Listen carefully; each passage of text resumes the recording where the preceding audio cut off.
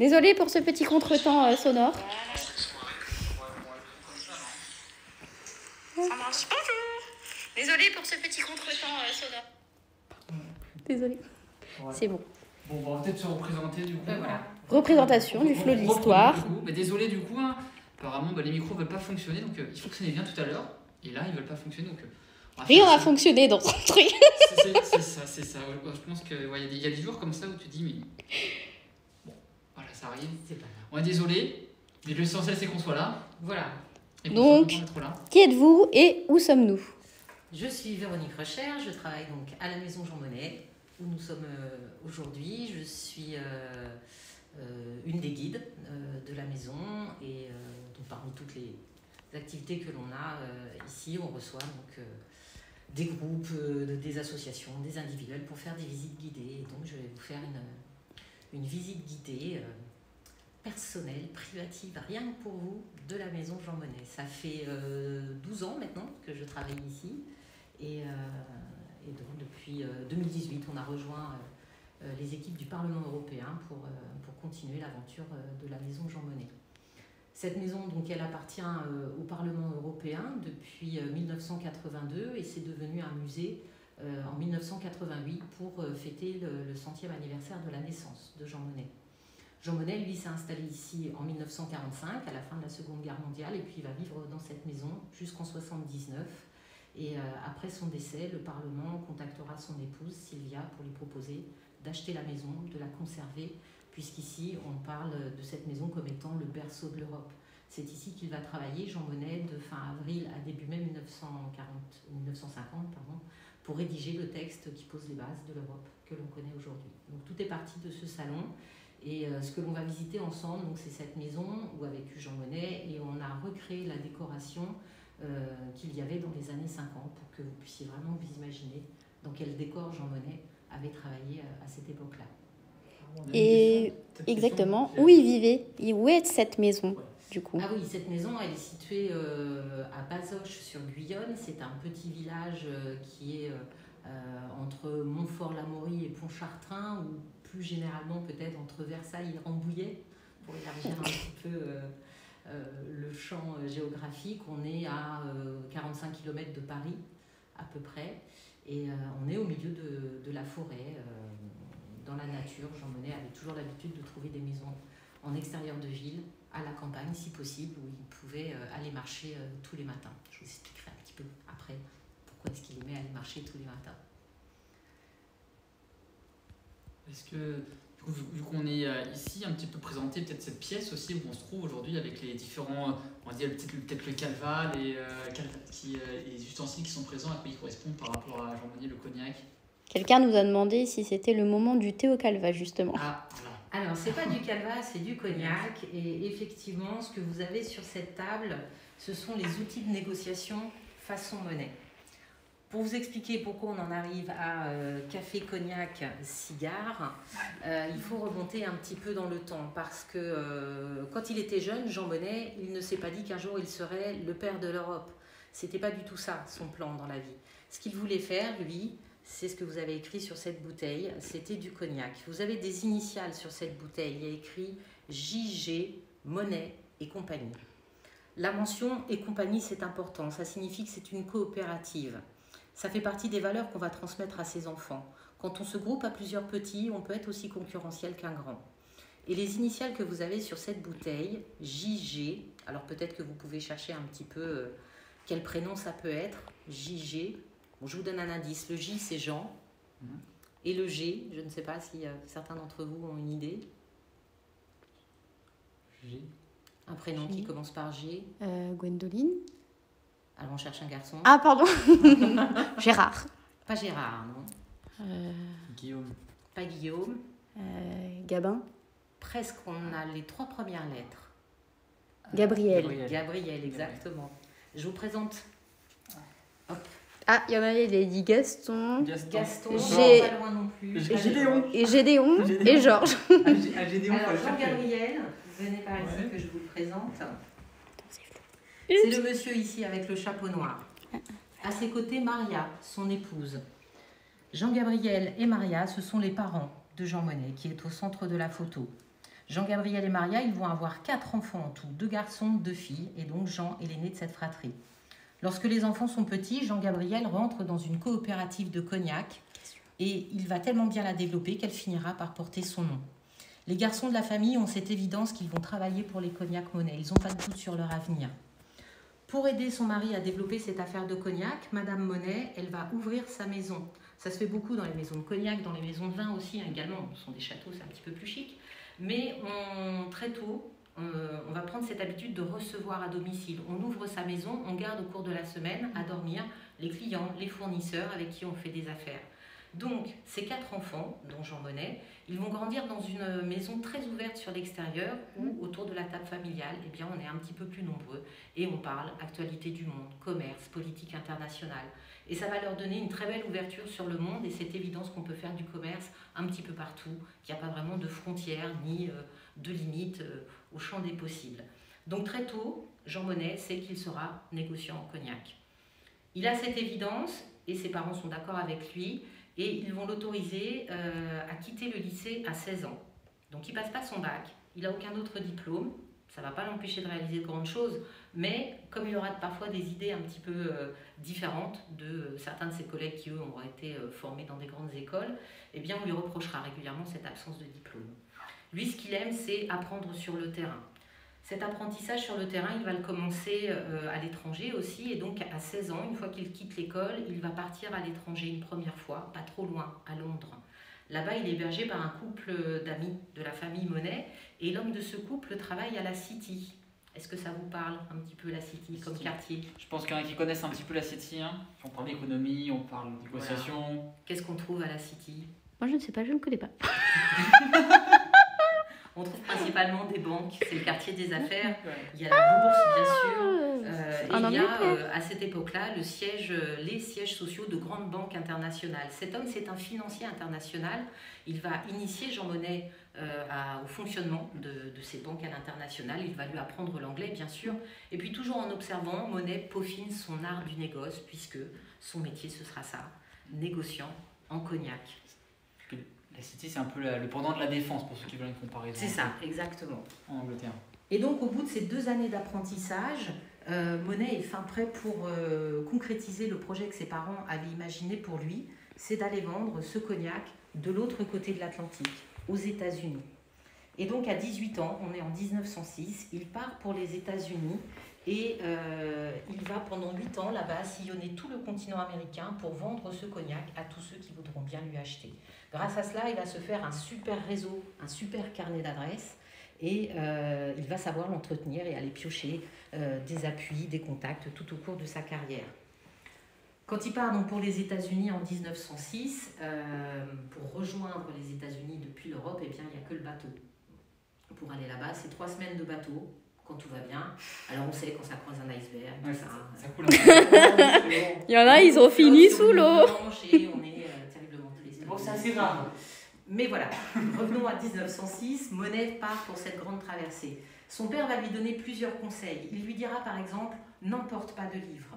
Alors il ne dit pas, ne lis pas de livres. Hein. Il dit juste pour le voyage, n'emporte pas de livres, regarde par la fenêtre, parle aux gens, prête attention à celui qui est à côté de toi. Personne ne peut réfléchir pour toi. Et ça, il va vraiment le mettre en pratique tout au cours de sa vie. Il aura toujours de l'intérêt pour les gens qui vont l'entourer. Alors, leurs fonctions, leur métier auront du sens pour concrétiser ses projets, mais l'homme restera vraiment au cœur de ses préoccupations. D'ailleurs, quand il a un projet à défendre, il ne va pas rencontrer ses futurs collaborateurs dans un bureau, parce que dans ce cas-là, vous avez affaire à la fonction et pas à l'homme. Il applique la méthode Monet, ce qu'il avait appris grâce à sa mère, c'est-à-dire recevoir chez soi, on ouvre sa maison, on reçoit. Et après le repas, on passe au salon pour prendre le café. Et à cette époque-là, avec le café, on avait l'habitude d'offrir un alcool fort, donc bien évidemment le cognac de la famille. Et puis Monet, effectivement, avait une petite faiblesse pour ce qu'il y avait dans ses boîtes. La marque préférée de Jean Monet, ce sont les Monte Cristo. Donc café, cognac, cigare, c'est un bon résumé de la méthode Monet. Alors pas pour la promo, tabac et alcool, hein. On est d'accord. Une par jour, tout ça. Non, mais il y a quand même quelqu'un qui a dit n'emporte pas de livres, mais juste une vingtaine de bouteilles pour passer le temps. Et on va être bien comme ça. Oui. Alors, Cytophane Monet, 26, chose, merci. C'est sûr, après, il vendait le cognac, il ne buvait pas les fonds de la famille, parce que sinon il n'y avait plus rien pour faire du commerce. Donc imaginez-vous, dans ces canapés rouges, ces fauteuils, les invités de Jean Monnet qui prennent place après un bon repas, et avec leur café, peut-être un cognac, peut-être un cigare. Une fois que tout le monde est bien installé, Monnet peut exposer son idée, son projet. Et s'il est suffisamment convaincant, ce sont ses interlocuteurs qui reviendront vers lui pour lui dire « Génial cette idée, moi aussi je veux en faire partie et je peux mettre au service du projet mon réseau, mes compétences, mon métier. » Et c'est comme ça qu'une équipe se crée autour de Jean Monnet. Il travaille toujours en équipe. L'autre particularité de Monnet, c'est que c'est un homme discret, presque secret. Il n'est pas spécialement à l'aise avec la prise de parole. Et donc souvent, dans cette équipe, il y a un porteur de projet qui émerge. Parfois, quelqu'un issu du monde des médias, du journalisme ou du monde de la politique. Bref, quelqu'un qui aime prendre la parole et qui va être le visage de ce projet. Quand on parle de cette première Europe qui est née dans ce salon, qu'on appellera la CECA, la Communauté Européenne du Charbon et de l'Acier, CECA ou CECA, quand on fait plus court. Le porteur de projet, ce sera Robert Schuman, le ministre des Affaires étrangères. C'est lui qui va rendre public le projet. Donc Monnet, c'est un inspirateur, c'est quelqu'un qui rassemble une équipe, qui fédère, et puis ensuite, il trouve le porteur de projet qui rend l'idée publique, et puis ensuite, le projet vit sa propre vie. Quand ça fonctionne bien, Monnet passe au projet suivant. Ça fait un peu du sens avec ce que vous disiez tout à l'heure, c'est justement, il sait s'entourer, avoir une bonne équipe. Donc oui, il va initier les projets, il va un peu créer les projets, on voit ici. Il s'instruit beaucoup, il écrit beaucoup, et après il va trouver des gens pour les mettre en avant et pour les appliquer, pour les réaliser. Exactement, c'est ça. Toujours un travail d'équipe. Donc pour la CECA, dans ce salon, on va travailler à 4. Monnet va s'entourer de 4 personnes. Et puis ensuite, les équipes de Robert Schuman, le ministre des Affaires étrangères, celui qui lira le texte, vont venir compléter ces équipes. Et donc ça se composera comme ça à plusieurs équipes jusqu'à la lecture, donc le 9 mai 1950, date officielle de la naissance de l'Europe. Et donc tous les 9 mai, c'est la fête de l'Europe. Et oui, pour ceux qui ne savent pas. Moi, je ne savais pas. On connaît le 8 mai parce que c'est férié, mais le 9 mai, c'est important voilà, aussi. on a beaucoup de jours fériés en France au mois de mai. Le 9 n'est pas férié, c'est juste après le 8 qui lui est férié. Mais ça reste un jour qu'on a en commun avec tous les Européens. Et voilà, ça appartient aux nouvelles générations de faire en sorte que ce jour soit de plus en plus connu. Donc le 9 mai, fête de l'Europe. Tout ce que vous allez voir dans cette maison, le mobilier, les objets, ce sont des choses qui ont été acquises en 1988 quand on remeuble la maison. Donc on n'a pas beaucoup de pièces originales, puisque ce sont la famille bien sûr, hein, et puis une fondation qui est à Lausanne, la fondation Jean Monnet, qui conserve les écrits, le droit à l'image, les photos. Mais on va pouvoir remeubler cette maison d'après les souvenirs des membres fondateurs de l'association Jean Monnet, dont la seconde fille de Monnet, qui s'appelait Marianne. Et puis certains objets donc, vont être refaits à l'identique, comme les fauteuils rouges et le canapé où nous étions assis tout à l'heure. La machine à écrire que vous avez ici, par exemple, c'est le même modèle sur lequel travaillait la secrétaire de Jean Monnet. Donc c'est sur un modèle équivalent qu'a été tapée cette fameuse déclaration. Et en 88, quand on remeuble la maison, la secrétaire de Jean Monnet est toujours de ce monde et elle va aider le musée à retrouver le modèle sur lequel elle travaillait en 1950. Donc c'est pas la machine historique, mais c'est le même modèle. Donc voilà, tout ce qui est dans cette maison, ce sont des évocations, des choses que l'on a chinées, trouvées chez des brocanteurs ou refait faire par des artisans. Et c'est assez fidèle à ce qu'était l'intérieur de la maison de Jean Monnet, grâce aux photos, grâce aux différents témoignages que l'on a pu avoir. Ouais, voilà. Nous avons la fameuse question, est-ce que Jean Monnet était le fils de Claude? Eh bien non. Il n'y a aucun rapport entre Jean Monnet, notre hôte, et Claude Monet, le fameux peintre d'Enaféa. Le nom sonne pareil, mais il n'y a aucun rapport, pas de la même famille. Ils auraient pu se croiser peut-être à un moment de leur vie, ce ne sera pas le cas. Alors, vous avez peut-être remarqué au mur du salon, on a effectivement beaucoup de tableaux qui représentent aussi des fleurs, donc ça nous donne cette confusion sympathique avec l'autre. Il y a Cindy 70. Mais ces tableaux, en fait, on les doit à Sylvia, l'épouse de Jean Monnet. Et la passion de Sylvia, ce sera la peinture. Tout au cours de sa vie, elle va faire énormément de tableaux. Par exemple, celui que vous avez au-dessus de la cheminée, ces jolies fleurs blanches, ce sont des arômes. Et ça évoque la période qu'ils vont passer en Chine. Sylvia avait l'habitude de faire ces tableaux pour se souvenir de tous les jardins du monde où ils vont avoir vécu. Alors Sylvia, je peux vous la présenter, elle est là, sur ce portrait.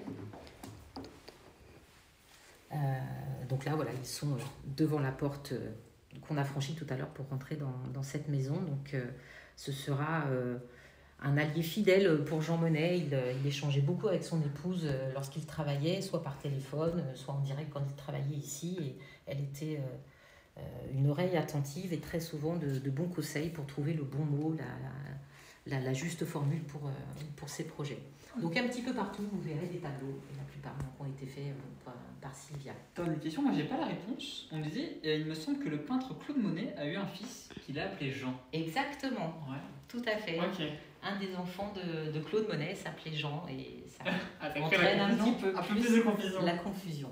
Mais non, il n'y a donc aucun rapport entre Jean Monnet ici avec 2 N à Monet et un seul N pour le peintre qui est basé à Giverny. Donc ce n'est pas le Jean Monnet, le fils de Claude, qui est le fameux Jean Monnet. Non, c'est pas le même. Mais bon, on a 10% de nos visiteurs qui arrivent ici en pensant être à Giverny, donc c'est tout à fait acceptable, on va dire, de faire la confusion. Et puis voilà, une fois que vous avez 2 monnaies à votre actif, vous êtes plus riche. Moi je trouve que ce qui est assez impressionnant, c'est la qualité en fait de tout le mobilier qui a été retrouvé pour reconstituer un petit peu dans qu'est-ce qu'aurait vécu Jean Monnet, comment Jean Monnet a vécu en fait à l'époque où il a habité cette maison, parce qu'on rappelle, on est dans la maison de Jean Monnet où il a vraiment vécu ici. Oui, il s'installe ici donc en 1945, quand il revient des États-Unis à la fin de la Seconde Guerre mondiale. Il va chercher donc une maison. Il sera hébergé dans un premier temps dans un petit village qui est à 4 km d'ici, qui s'appelle les Ménules, parce qu'une de ses sœurs, Henriette, était mariée à un des frères Chaumet. Alors la famille Chaumet, pour certains, ça vous parle peut-être, ce sont des bijoutiers joailliers installés place Vendôme depuis très longtemps maintenant. Très grande famille de créateurs de bijoux. Et donc Henriette va épouser un des frères Chaumet. Et lorsque Monet revient des États-Unis, il va être hébergé là-bas quelque temps, le temps de prospecter dans ce petit hameau qui s'appelle Oujaret et de trouver cette chaumière et de s'y installer, donc et d'y vivre jusqu'à la fin de sa vie. S'il trouve ce petit hameau, c'est pas par hasard non plus, dans les années 30, lorsque Henriette convole en juste noces avec un des frères Chaumet, lorsqu'il va lui rendre visite, par exemple le dimanche, après le repas, Jean Monnet va marcher dans la forêt. Il y a 4 km entre les Ménules et cette maison, enfin ce hameau. Et donc régulièrement, il va arriver au gré de ses balades dans ce petit hameau. Ça va beaucoup lui plaire et il se dira que c'est ici qu'il faudra qu'il trouve une maison. Et donc voilà, c'est ce qu'il va réussir à faire au cours de l'année 45. Donc il vivait ici toute l'année, il allait travailler tous les jours à Paris, il revenait tous les soirs ici. Et puis au cours de sa vie, il fera des voyages aussi, bien sûr, et parfois la maison restera en sommeil quelques années quand il était parti justement à Luxembourg, diriger la CECA pendant 4 ans, mais il reviendra toujours dans cette maison et donc il est inhumé au cimetière du village, au cimetière de Bazoches. Je ne sais pas pour ceux si on fait attention ou pas, mais on a filmé le bureau, il y avait un téléphone. Oui. On a ici aussi un deuxième téléphone sur le côté. Exactement. Je ne sais pas si vous avez fait attention parce que c'est quand même assez rare d'avoir déjà un téléphone, mais encore plus 2. Oui. C'est-à-dire qu'il y a quand même plusieurs téléphones dans cette maison. Oui. On va... Alors, si je peux me permettre, il y a Nico Paradis 5 qui dit déjà que c'est un super live et qui vous remercie pour la clarté des explications. Mais avec plaisir. Mais avec grand plaisir, merci beaucoup en tout cas, merci, ça me fait extrêmement plaisir vos retours. Alors, les téléphones, effectivement, il y en a 2 ici. Donc, je vais vous laisser observer au fur et à mesure de la visite si vous en voyez d'autres. Et on fera le point à la fin. On fera le point à la fin, voilà. Pour savoir combien de téléphones vous avez pu observer dans cette maison. Donc, Alors, tout à l'heure, vous avez vu le portrait de Jean Monnet sur le chevalet qu'utilisait Sylvia pour peindre. Alors, habituellement, le chevalet, il était plutôt dans l'angle de la bibliothèque ou près des baies vitrées pour avoir plus de lumière. Et donc, sur ce chevalet, on a mis ce portrait de Jean Monnet. Ça, c'est un photomontage d'un magazine américain qui s'appelle le Time Magazine. Et le Pas Time, très connu. Pas très connu, non. Petit tirage. Et donc le Time va classer Jean Monnet dans les 100 personnalités les plus influentes du siècle dernier. C'était au début des années 60. Il va avoir un lien très fort avec les États-Unis puisqu'il découvre ce pays tout jeune quand il a 18 ans. Il va y vivre donc pendant 8 ans et régulièrement il y retournera à plusieurs époques de sa vie jusqu'à la Seconde Guerre mondiale où il sera donc à cette époque-là ministre de l'approvisionnement aux armées. Et ça, on va y revenir un petit peu plus tard. Donc voilà, ce portrait-là, c'est un photomontage, c'est pas une œuvre de Sylvia. Mais elle en a fait d'autres, des portraits de Jean Monnet. On avait une question, je pense, qui est intéressante. Vous parlez en quelle année il était inhumé, peut-être pourquoi il était inhumé au Panthéon aussi, Jean Monnet. Alors effectivement, en 1979, après avoir eu des obsèques dans le village d'à côté, à Montfort-l'Amaury, puisque l'église de Bazoches était trop petite pour accueillir ces obsèques quasi nationales, le président Valéry Giscard d'Estaing sera là. Il y aura plusieurs chanceliers allemands qui viendront également assister à ces obsèques. Donc il est inhumé dans un premier temps à Bazoches. Et puis en 1988, pour le centenaire de sa naissance, le président de la République de l'époque, François Mitterrand, décidera de son transfert au Panthéon. Donc voilà, depuis 1988, il repose au Panthéon. Il est aux côtés de Jean Moulin, René Cassin et plus récemment Simone Veil et son époux sont venus la rejoindre. Donc oui, il est au Panthéon aujourd'hui. On parlait pas mal de personnalités politiques, je ne sais pas si on a encore remarqué. Il y a pas mal Attends, on peut dire merci à Cytofan26 qui avait la bonne réponse quand même. Merci, Cytofan, tu gagnes il a dit la bonne année, il a dit 1988. Merci, je sais pas. Il y en a qui suivent. On te fera une question histoire du coup. Du coup, je ne sais pas si vous avez vu, on parlait des personnages historiques, on a pas mal sur les tableaux aussi beaucoup de personnalités politiques. Alors si vous avez en reconnu quelques-uns, vous êtes bon. Alors oui, la première photo que l'on voit donc sur votre droite, celui-là, normalement, j'ai pas besoin de vous celui-là vous connaissez, je pense. Mais qui est-ce Qui est donc Qui a la bonne réponse? Mais qui est ce personnage? Les autres sont peut-être un peu plus compliqués pour certains. Donc voilà, ça c'est John Fitzgerald Kennedy. Là, on est sur le perron de la Maison Blanche début des années 60. Et l'autre photo, alors c'est un homme clé pour la mise en place de cette première Europe de la CECA, c'est le chancelier allemand qui va signer cet accord européen pour représenter son pays, l'Allemagne. Konrad, son petit nom. Ça commence par un A. Je pense qu'ils ont trouvé. Peut-être vous aider. Iger Hager, en tout cas, a dit JFK pour la première photo. Voilà, pour le premier. Merci, bravo. Alors vous avez un portrait un petit peu plus précis de cet homme. Elle aussi, on la connaît pas. Oui, on va y revenir à celle-là. Voilà, vous l'avez en plus gros plan ici. Ça, c'est un cadeau que fera donc ce chancelier à Jean Monnet pour son anniversaire. Pour ses 80 ans, il lui enverra ce portrait avec une petite dédicace qui est effacée. Maintenant, on va travailler pour la rénover. Donc c'est Konrad Adenauer, je pense que vous aviez trouvé. Mais voilà, il y a une très belle amitié entre ces deux hommes. On va retrouver beaucoup de correspondances. On n'est pas sûr qu'Adenauer soit venu dans cette maison, mais on sait qu'un lien très fort les unissait, également avec Robert Schuman, puisqu'ils partageaient la même langue. Et puis entre ces deux photos, vous avez un objet aussi. L'arthrographe du chancelier, je ne l'ai pas. Ah, ouais. Konrad Adenauer, ouais. Konrad Adenauer, oui. Et donc cet objet que vous avez entre les deux photos, ça c'est quelque chose d'important, c'est un des symboles de cette première Europe. Vous vous souvenez, le père de Jean Monnet lui avait dit de prêter attention à ceux qui l'entouraient. Et donc quand il a cette idée d'union charbon-acier, il va aller sur le terrain à la rencontre des mineurs, en France, en Allemagne, à la rencontre aussi de ceux qui travaillent dans les hauts fourneaux. Et il va parler avec eux pour savoir s'ils se sentent concernés par ce projet, parce que s'ils ne le sont pas, eh bien ce projet c'est juste...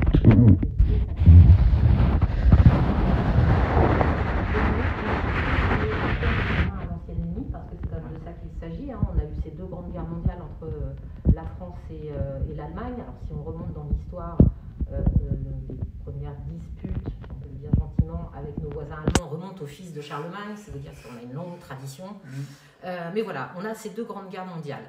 Monnet, il a 26 ans lors de la Première Guerre mondiale.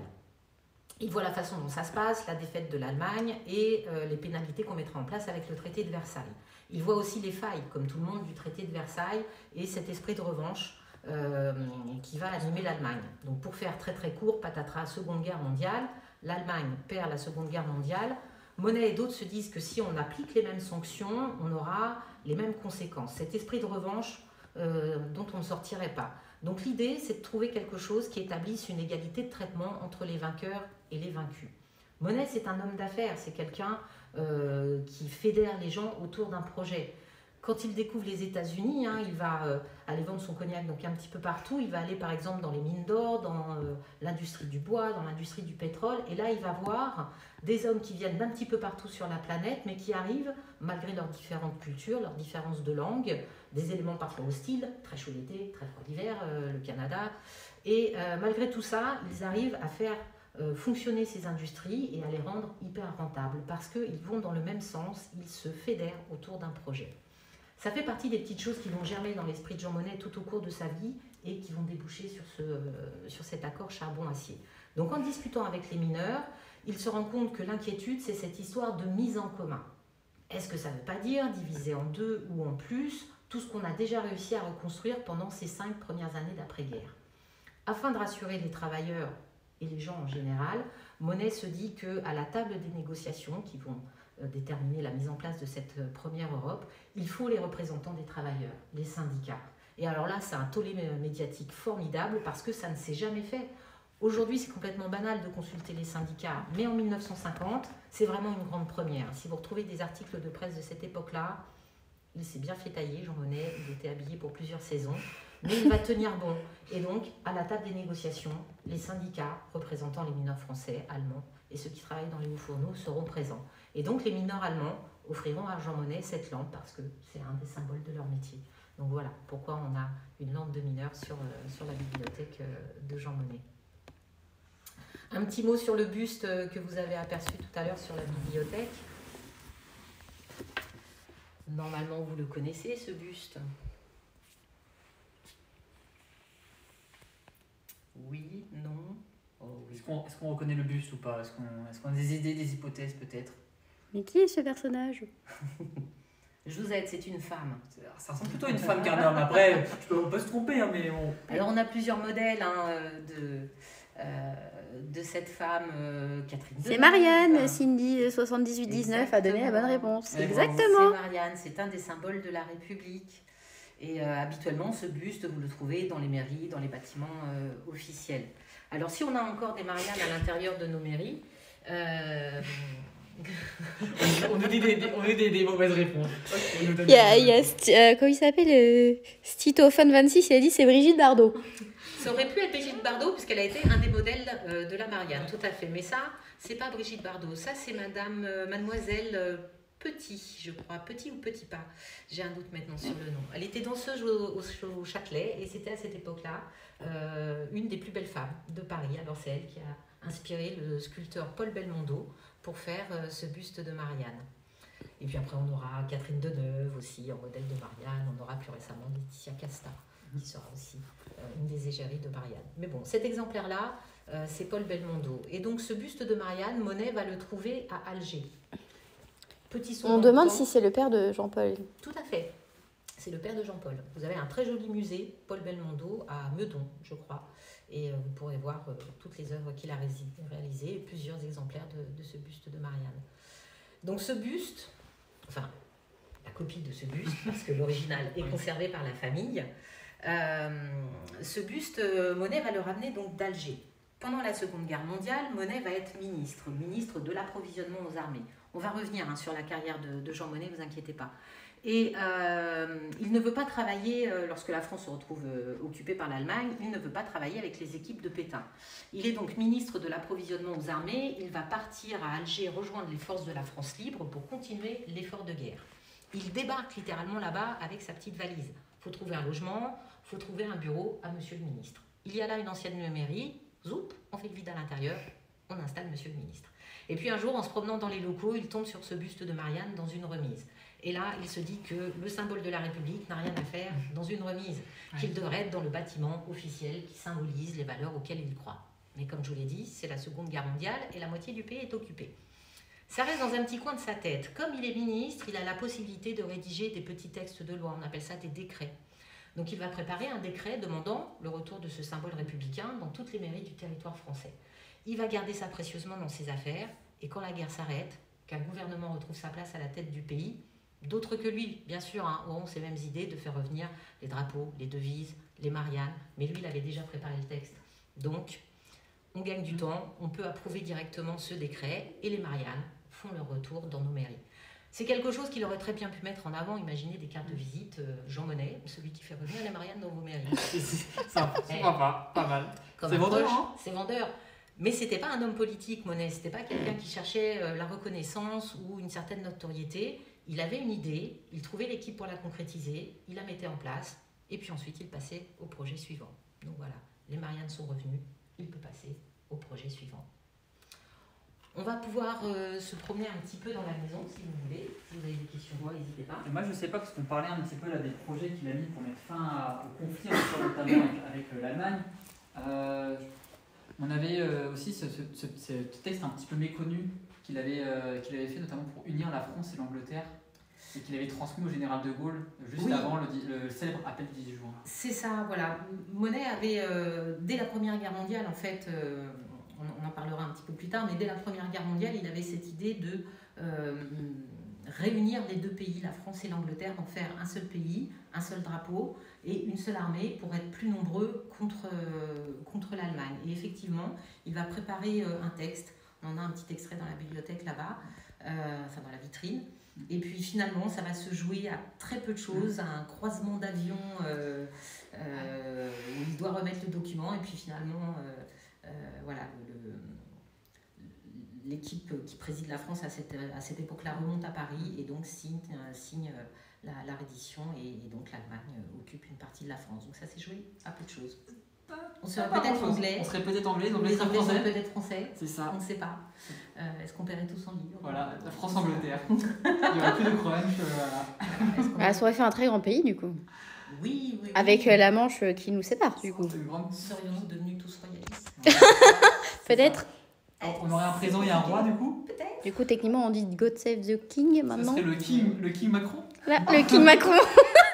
On va un peu loin, je ne sais pas. Mais bon, voilà, effectivement, ce projet restera dans le porte-document et ne sera pas appliqué.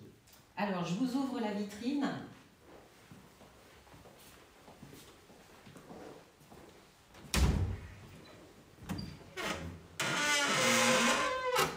Avec les grosses époques. Alors, le fameux texte dont on parle, il est là. Deux de ces pages. Le talent de Monet, c'est de savoir synthétiser les choses à l'extrême. Quand il a un projet à présenter, quelque chose à défendre, ça tient toujours en très peu de pages. Il faut être synthétique pour marquer et que chacun puisse saisir l'évidence de l'idée qu'il défend à la première lecture. C'est ça, le grand talent de Monet.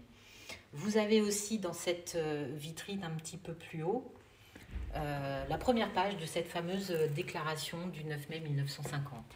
Voilà, elle est là. Alors évidemment, avec le reflet, c'est pas évident. Tout en haut, il y a écrit de la main de Monet, 9e projet définitif.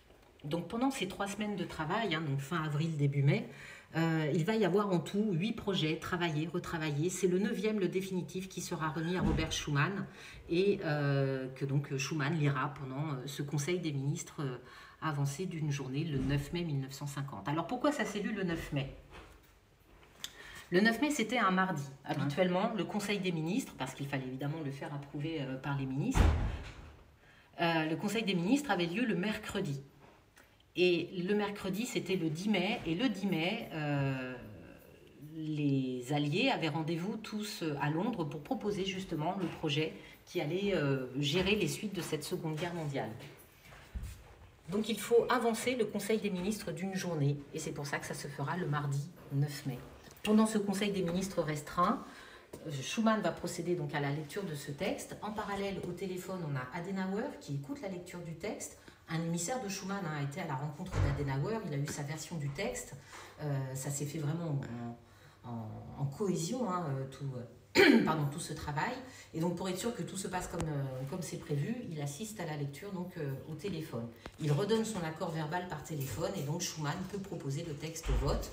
C'est adopté et donc le lendemain, il va à Londres proposer ce projet de CK en tant que suite donc, de la Seconde Guerre mondiale. Quelques semaines plus tard, on se rend compte de ce qui vient de se passer, la naissance de cette première Europe, de la CK. Et on se rend compte aussi qu'on n'a pas d'image. Personne n'était présent en fait lors de cette lecture. Il n'y avait pas la presse, il y avait très peu de ministres puisque ça avait été avancé d'une journée.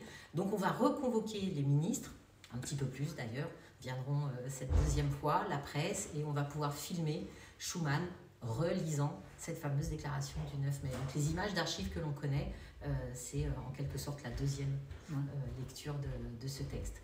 Donc en tout, ce texte, il fait 3 pages, pas plus, pour la naissance de l'Europe. Il est conservé à la Fondation Jean Monnet de Lausanne. Et c'est notre service de sécurité. Il faut. Mais c'est qui ces gens-là? Ils sont encore là? Et du coup, pour revenir à ce que vous disiez juste avant, il y a Andrew 1830 qui dit « Il me semble que c'était prévu que la France accepte la royauté britannique. » Peut-être. Ça fait partie des détails de l'histoire que je ne maîtrise pas. Ouais, moi, dans mon souvenir, c'est justement, on fondait un seul peuple. Donc, il y avait à la fois la République française et la royauté qui étaient unis. En fait, tu avais un seul drapeau, un seul peuple, une seule nation. On abolit les frontières entre la France et l'Angleterre. Voilà, ça s'est joué à une journée près. Hein. C'est ça. Pétain qui a signé du coup l'armistice avant que le texte lui parvienne et qu'il y ait un accord français. Mais le Churchill était d'accord, De Gaulle était d'accord, tout le monde était d'accord, mais ça a pris un petit peu de temps dans les négociations. Alors De Gaulle et Monet, ils se connaissent depuis la Première Guerre mondiale. Dans les mémoires de Jean Monnet, on trouve plusieurs épisodes comme ça de réunions, d'entrevues. La réciproque n'est pas vraie. Dans les mémoires de Gaulle, il n'y a absolument aucune mention de Monet. Il n'existe pas dans le contexte de la vie de Gaulle. Et on a ici une petite lettre de Gaulle à Monet qui tient en quelques lignes, qui résume très bien les relations entre les deux hommes. On ne passait pas par l'étape café, cognac, cigare, à mon avis. On allait directement à l'essentiel. Et donc voilà, on est en 1940, le 24 juin. De Gaulle est à Londres et il dit à Monet: « Mon cher ami, dans de telles heures, il serait absurde que nous nous contrarions mutuellement, puisqu'au fond, nous voulons la même chose et que l'un et l'autre, nous pouvons peut-être beaucoup. Venez me voir là où vous voudrez, nous serons vite d'accord. » Donc voilà. Il ne voyait pas les choses de la même façon. Monet, c'est un fédéraliste dans l'âme. Il voyait les choses vraiment de manière globale, très peu de frontières, mutualiser tout ça. De Gaulle, évidemment, était plutôt souverainiste, nationaliste sans que ce soit un gros mot. Ouais. Aujourd'hui, c'est plus compliqué. Mais à l'époque, voilà, on pouvait le dire sans trop craindre de répercussions. Et même s'ils n'étaient pas sur la même vision de l'avenir, l'un et l'autre ne se contrarieront pas et ils arriveront à travailler ensemble lorsque le contexte l'exigeait, sans qu'ils soient évidemment amis pour la vie. Mais c'était pas BFF. Non, ils n'avaient pas la même vision politique déjà, donc c'est un peu compliqué. Ouais. Quoi. Un plutôt centré sur la France, De Gaulle, et l'autre plutôt centré du coup sur l'Europe, sur l'union des peuples, pour créer la paix. Parce qu'ils voyaient la paix comme, on va dire, comme une vision, la politique comme un moyen d'obtenir la paix sur le continent européen pour éviter les conflits. Exactement. C'est un visionnaire, du coup, on peut dire ça comme ça. Oui, c'est souvent comme ça qu'on le qualifie, inspirateur ou visionnaire, et il le sera effectivement à plusieurs périodes de sa vie, sauf une, dont on parlera aussi un petit peu plus tard. Ouais. Juste à côté de cette première page de la déclaration, vous avez aussi cette feuille de bilan. Alors, elle s'appelle Balance Sheet parce qu'elle était destinée aux alliés américains. Et donc, cette feuille, c'est aussi un très bon exemple de la façon dont fonctionne Monet, ce talent pour synthétiser les choses à l'extrême. Donc, à cette époque-là, il est ministre de l'approvisionnement aux armées. Lorsque la guerre se déclenche, donc il va apporter son soutien logistique pour coordonner donc l'approvisionnement des différents champs de guerre. Et on sait que cette Seconde Guerre mondiale, elle va se gagner dans les airs. La première, elle s'était plutôt gagnée sur les mers, voire les souterrains. Là, ça va se passer dans les airs. Les Anglais, eux, ont pris de l'avance sur la construction des avions. Ils sont très forts pour ça. Mais ils n'ont pas les moteurs à mettre dedans. Il faudrait transformer l'usine qui fabrique les avions pour faire les moteurs d'avion. Ça prend du temps, on n'en a pas. Monet, qui connaît très bien les États-Unis, se dit que si une grosse firme automobile pouvait produire massivement ces moteurs, eh bien, on rattraperait notre retard. C'est une question. Avec ce document, Monet va pouvoir convaincre le gouvernement français, enfin le Conseil de guerre, qui est à l'époque dirigé par Daladier, de l'urgence d'aller chercher ces moteurs d'avion. Donc, on va l'envoyer d'abord en mission secrète aux États-Unis pour aller négocier ces moteurs d'avion. Et son sésame, c'est ça, c'est cette feuille de bilan, parce qu'elle met en évidence, juste avec les chiffres, la différence d'armement entre les Allemands et les Alliés. C'est ce que vous avez dans ces deux colonnes. 1941, 1942, la production d'armes des Allemands par rapport à celle des Alliés. Et donc là, vous avez la liste de tout ce qui sert à se faire du mal, les bombes, les chars, les bombardiers, enfin bon, tout ça. Des trucs sympas. Que des trucs sympas. Et avec ce document, une fois que c'est mis simplement en chiffres, le total, on ne peut pas le discuter. Et on va reprocher à Monet cette façon de faire. On lui dira, les affaires internationales ne se gèrent pas comme les stocks de la famille Monet. Parce que peut-être que c'était la même feuille de bilan sur laquelle il tenait les stocks de cognac. Et il lui dira, mais pourquoi pas? Quand on est face à un problème, on prend sa feuille. On fait le point, on fait le bilan. Et avec cette feuille de bilan, eh bien, il arrive à mettre en évidence cette différence d'armement. Donc, c'est ça, son sésame pour aller à la rencontre des équipes de Roosevelt. Il obtient ses moteurs d'avion et puis ensuite la grande histoire déroule son fil, la montée du fascisme un petit peu partout dans le monde, la guerre dans le Pacifique aussi qui va toucher plus durement les États-Unis, les fameuses attaques sur Pearl Harbor. Le président Roosevelt décide d'impliquer son pays dans cette deuxième guerre mondiale et il va lancer le Victory Programme, le programme de la victoire. Lors de son discours pour lancer le Victory Programme, il dira que les États-Unis vont devenir l'arsenal de la démocratie. Et cette phrase, cette formule, on l'a trouvée dans le courrier qui accompagnait cette feuille de bilan et qui a fait le lien entre les équipes de Roosevelt et les équipes de Monnet. Là encore, on parle d'équipe, c'est-à-dire qu'on ne sait pas qui va souffler cette formule à qui, et à ce stade de l'histoire, ça n'a pas vraiment d'importance. L'évidence, c'est que à ce point-là de l'histoire, on est dans la même vision, on est dans la même dynamique et on va dans le même sens. Et donc, du coup, ce Victory Programme va permettre à la guerre de basculer du côté des Alliés. L'économiste Keynes fera une analyse plus tard de ce deuxième conflit et il dira que ce Victory Programme a permis de réduire la durée de la guerre d'1 an. Alors parfois comme ça, à l'aune d'une vie, 1 an ça paraît peu. Mais là on parle d'un conflit mondial et donc l'économie en termes de vie humaine sera évidemment essentielle pour cette deuxième guerre mondiale. Donc voilà, un autre exemple de la façon dont réfléchit Monnet, dont travaille l'esprit de Jean Monnet. On avance un petit peu... Il y avait une petite question, il y a quelqu'un qui demande si c'était le premier vulgarisateur. Monnet ? Oui. Oui, on pourrait le voir effectivement comme ça. Son idée, c'était de rendre ses projets le plus accessible possible pour qu'un maximum de personnes se sentent concernées par cette idée et puissent ensuite aller... répéter, transmettre cette idée à d'autres personnes et ainsi de suite. Donc oui, on peut dire effectivement que c'était quelqu'un qui fonctionnait comme ça par vulgarisation. Alors venez, on avance. Alors vous avez ici un portrait de Jean Monnet, donc avec sa bibliothèque à lui. Et excusez-moi, il y a juste quelqu'un, Cybèle Pierre, elle a dit un stream avec du réglage et un bon stream, c'est toujours un bon... Ah non, je sais même plus parler moi. C'est compliqué hein. Je sais même pas lire. Un stream avec du réglage et un bon stream, c'est la tradition. Ah oui, voilà. Désolée, j'ai bégayé. Pardon. Oh, reprenons. Donc voilà, tout à l'heure, on était dans le salon. Vous aviez une vue sur la bibliothèque. Ça, c'est la bibliothèque donc, classique de Jean Monnet. Et comme souvent, il a un cigare à la main. Donc voilà. Toujours. Quand on voyage en Europe, aujourd'hui, nouvelle petite question piège. De quel document vous avez besoin pour passer les frontières en Europe? Dites-moi. Qu'est-ce qu'on prend Un passeport. Oui, alors c'est Igra Girl, pardon, excusez-moi, qui a dit un passeport, exactement. En Europe, pas nécessairement. Si vous voyagez en Europe, dans l'espace Schengen, vous avez juste besoin de votre pièce d'identité. Si vous sortez de l'Europe, de l'espace Schengen, effectivement, il vous faudra un passeport. Qui est-ce qui vous donne ce passeport ou cette pièce d'identité? Où est-ce que vous allez le chercher? À la mairie? À la mairie, à la préfecture, c'est votre pays qui est le seul autorisé à délivrer des pièces d'identité. Si vous êtes né hors de France, vous allez dans votre ambassade ou dans votre consulat. On va regarder ici une pièce d'identité. Il y en a un, il a dit qu'il avait un air de Chirac. On avait Chirac. Ah, écoutez, pourquoi pas. Alors, vous avez ici une pièce d'identité qui appartient à Jean Monnet. À l'époque, on appelait ça un laissez-passer. Et donc, comme sur votre pièce d'identité, vous avez la photo, toujours aussi flatteuse, le nom, le prénom, la date de naissance. Donc, Monnet, il est né le 8 novembre 1888. Il est né à Cognac, il est français. La fonction qu'il occupait à cette époque-là, président de la haute autorité de la CECA, la Communauté européenne du charbon et de l'acier. Et ce document a été fait au Luxembourg, à Neuendorf exactement, puisque le siège de la CECA était basé à Luxembourg. Sur cette photo, je vois mieux, je trouve un petit air de Chirac. Ouais, pourquoi pas. Et donc, ce laissez-passer qui appartenait à Monnet, il n'a pas été délivré par un pays. Il a été délivré par la première institution européenne, la communauté européenne du charbon et de l'acier.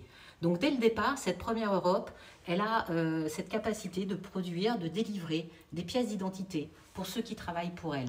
C'est toujours le cas aujourd'hui. Aujourd'hui, l'Europe délivre à certains de ses hauts fonctionnaires des passeports européens en plus de leurs passeports nationaux. Donc, je vous laisse observer la couverture de ce document et vous allez voir que cette mention Communauté européenne du charbon et de l'acier, elle est exprimée en 4 langues. Alors, c'est peut-être plus facilement, quoi qu'on a le reflet, lisible sur le fond blanc. À votre avis, c'est quoi les 4 langues de ce premier document européen? Est-ce que vous reconnaissez? Il en pensait quoi du Commonwealth? C'est une bonne question. Je vous invite à lire les mémoires, c'est peut-être écrit dedans. Donc vous avez 4 langues sur ce document, et avec ces 4 langues, on avait de quoi se faire comprendre dans ces 6 pays fondateurs de cette première Europe. Allemand, hollandais, français, italien. Alors, hollandais, oui mais non. C'est comme si vous parliez du breton au lieu de parler du français. C'est néerlandais. C'est néerlandais, exactement. Alors, l'allemand, le français, l'italien et le néerlandais pour les Pays-Bas, mais aussi pour la partie flamande de la Belgique. Et donc voilà, avec ces 4 langues, on a de quoi se faire comprendre dans les 6 premiers pays européens. Tout à l'heure, je vous disais que Monet, c'est quelqu'un de discret, de secret. Il n'aime pas les mises en avant, il n'aime pas être sur le devant de la scène, ni les honneurs. C'est lui le président de cette première institution européenne. Et pourtant, vous avez peut-être pu observer, il a le laissez-passer numéro 2. Il n'a pas voulu du numéro 1, il estimait que c'était trop d'honneur pour lui. Alors quand je suis arrivée ici, moi, en 2011, que j'ai vu le numéro 2, je me suis dit, mais pourquoi est-ce qu'il n'a pas le numéro 1? C'était lui le président. Et j'ai supposé que la secrétaire, comme beaucoup de nos visiteurs, s'était trompée. Elle avait mis un seul N à Monet. Elle avait été obligée de rayer le premier. Mais non, vous doutez bien que c'est pas ça. Le premier, sera fait virer. le numéro 1, il va le laisser à son vice-président, Paul-Henri Spaak, qui était un Premier ministre en Belgique. Et donc ce sera son vice-président pour la CECA. Et donc ce numéro 1, ce laissez-passer numéro 1, vous pouvez le voir au musée de l'histoire européenne de Bruxelles, qui est juste à côté du Parlement. C'est eux qui ont le numéro 1. Nous, on a le numéro 2. C'est cool. Le mystère qui demeure, c'est qui a le passeport 007. Ah ouais, ça. Qui est 007? Le Sean Connery? Ouais, allez savoir. Ça pourrait être hyper drôle comme blague. Oui. Ouais, ça marche bien. Je pense pas quand même. Mais c'était pas un Anglais non plus, puisque en 1950, l'Angleterre, le Royaume-Uni, pardon, ne faisait pas encore partie de l'Europe. Hein, ils vont arriver en 73, donc c'était pas un Anglais non plus. Mais un jour peut-être que je trouverai. Du coup, qu'est-ce qui arrivait à ces fameux laissez-passer du coup? Parce que ces passeports européens, aujourd'hui, on a des passeports qui sont plutôt nationaux. Oui, mais ça permettait en fait de circuler plus facilement dans cette première Europe pour les gens qui travaillaient pour la CECA. Et aujourd'hui, effectivement, hein, ce sont des passeports européens qu'on remet aux fonctionnaires, à certains hauts fonctionnaires européens. Une autre question? Ah, on dit que c'était bien l'époque des romans de James Bond, donc 007, ça mais pourrait oui, marcher. Oui, moi je trouve que ça marche bien. Ça pourrait marcher. Alors juste à côté, ici dans l'entrée, vous avez le porte-manteau avec les affaires de Jean Monnet, le chapeau, la canne, ça ce sont des originaux, le par-dessus je suis pas sûre. Ça c'était vraiment la tenue, la silhouette qu'on connaissait ici sur les chemins autour de sa forêt, autour de sa maison, pardon. Puisque Monet avait l'habitude de commencer toutes ses journées par 2 heures de marche dans la forêt. Autour de sa maison. Il prend cette habitude très jeune quand il découvre les États-Unis et ces immenses étendues, ces grandes forêts. Donc il va prendre l'habitude d'aller marcher tous les matins. Il le dit dans ses mémoires, pour bien fonctionner, l'esprit a besoin de nature. Donc 2 heures de marche tous les matins. Ensuite, il allait travailler à Paris et le soir, il revenait dans sa maison ici. Et donc voilà, c'est la silhouette habituelle que les gens connaissaient à Aujaret, à Croisé. Sur les chemins. Et ça lui permettait aussi de rester en contact avec ses contemporains. Toujours ce fameux conseil de son père, de prêter attention à ceux qui l'entourent. En allant marcher, il pouvait discuter d'une manière tout à fait banale avec un agriculteur dans son champ, une dame qui promène son chien, et savoir comment ses contemporains ressentaient ces grands projets européens concernés, oui, non, par quoi, pourquoi. Et ça l'aidait à rendre ses projets encore plus précis et pour que ça concerne le plus grand nombre de personnes. Il y a Cindy7819 qui demandait s'il avait des animaux. Alors, il avait un poulailler à l'arrière de la maison, il y avait des lapins et il avait des chiens. On a des photos avec des cockers et aussi des petits Jack Russell. Et une question, moi je vois, on parle des laissez-passer européens, des passeports. Aujourd'hui, on a l'espace Schengen, donc c'était bien pratique à l'époque pour voyager. Et combien de personnes, on sait à peu près combien de personnes qui ont eu ces laissez-passer européens? Non, ça, j'ai pas fait la recherche, c'est une bonne question. Ok. Il faudrait chercher dans les archives de la CECA combien de passeports à l'époque ont été délivrés. Est-ce qu'on sait que ce dispositif, on sait combien de temps il a duré ce dispositif de la CECA? Des laissez-passer européens? Ça, non, je ne saurais pas vous dire. On savait que ces laissez-passer avaient une validité de 2 ans. Ouais. On a la date ici, voilà, il est valable à l'époque jusqu'en 1954. Donc voilà, il avait été délivré en 53. Il a été délivré en 53 et il allait jusqu'en 54. Donc 1 an, pardon, de validité. Donc il devait être... Il y a un motif spécial du coup par rapport à un emploi ou oui, c'était ceux vraiment qui voyageaient pour les intérêts de la CECA. Et j'imagine effectivement que tous les employés de la CECA n'avaient pas de laissez-passer. Dans les paramètres. Donc ça, voilà, c'est Monet qui remet ses premiers laissez-passer européens. Ah ouais, ça, mais après si je fais... Ouais, peut-être, oui, mais je vois, mais je peux pas là. Parce que sinon ça va couper le live. Ah, bon, on va... Sinon, je te dis, je le continue à la mano, hein. Mais c'est plus pratique quand même comme ça. Ah, les Nations Unies ont aussi des passeports pour leurs employés. Oui, certainement. C'était une question, du coup. Ah, une question, ça, je ne saurais pas vous dire si les Nations Unies délivrent des passeports à leurs employés. Peut-être, mais je ne pourrais pas vous l'affirmer. Je ne sais pas. Google est votre ami, renseignez-vous. Google est un très bon ami en certains cas, il répond à beaucoup de questions. Maintenant, on a même le chat GPT qui répond à d'autres questions. Oui, ouf. On lui a posé des questions sur Sylvia, qui était Sylvia Monet, et on a obtenu des réponses. Ah oui, moi aussi, j'ai fait des tests. Des fois, mais bon. toujours corroboré. Ah, c'était un commentaire, c'était pas une question, pardon, c'est juste moi qui me suis... D'accord. Pardon. Donc ici, on est dans la salle à manger de Jean Monnet. Donc c'est vraiment le cœur de la maison.